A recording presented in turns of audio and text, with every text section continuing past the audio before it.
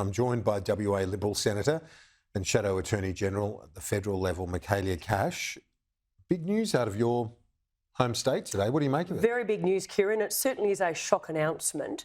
And for the Labor Party in Western Australia, really the face of WA Labor as of this Friday is no longer. But what can I say? 30 years is a long time in politics, and certainly the last 6 years as Premier of our state. I know how difficult that was as a former Cabinet Minister federally, sitting around the Cabinet table during COVID-19.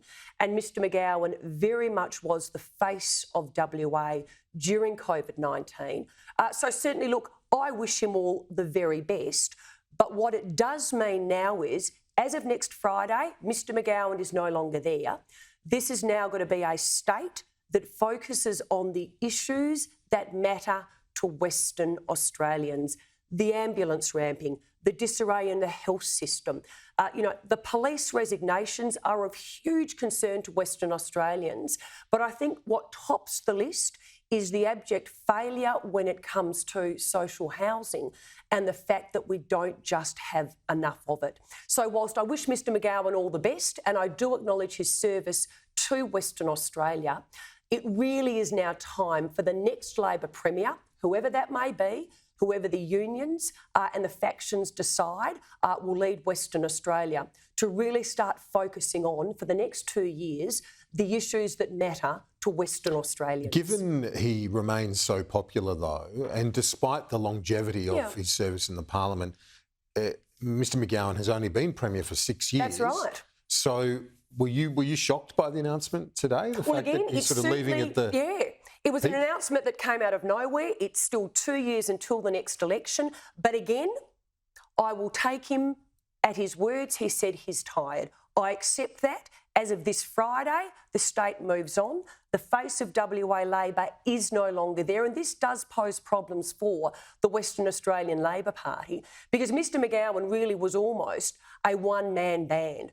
He carried Western Australia through COVID.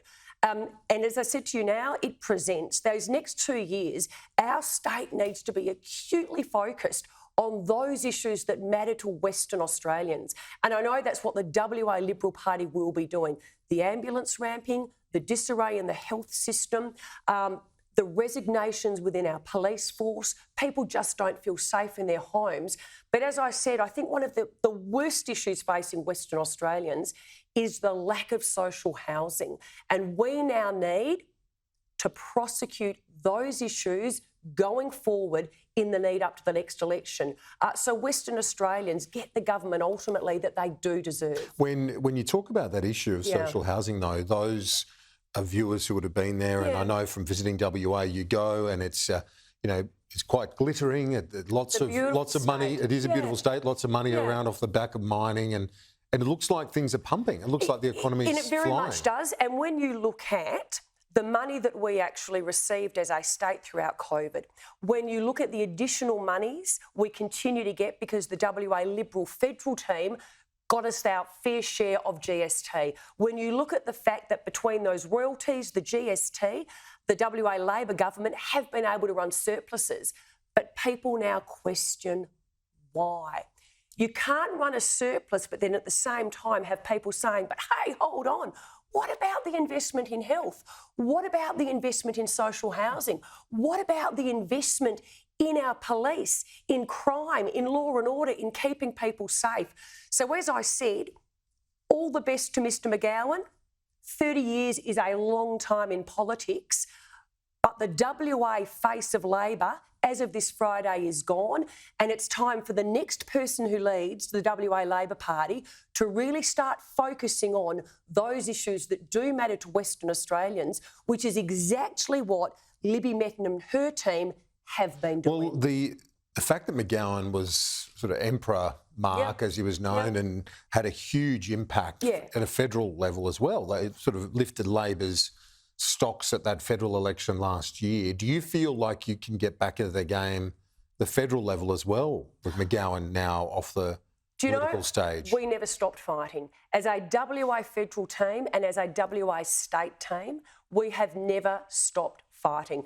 The people of Western Australia sent us a clear message. sent us a clear message. We listened, we learnt, we've looked internally, we've actually restructured our party, we've brought in plebiscites to ensure that the very best people going forward are now elected to roles. We've launched, as you and I have discussed, Blueprint 2025, our plan to get to the 2 elections in 2025. I now look forward as being part of that WA federal team, backing in our WA state team to continue that fight.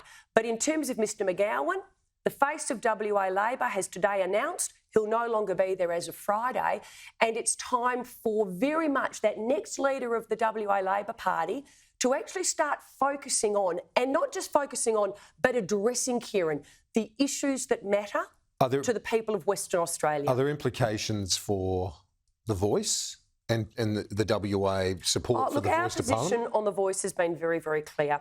If you don't know, vote no. But with McGowan backing it strongly, he would have... that would have been quite a convincing argument to a lot of people there. This is about the people of Australia and the people of Western Australia having their say. And as you and I have previously discussed, if you don't know, vote no. Mr Albanese wants people to vote on the vibe.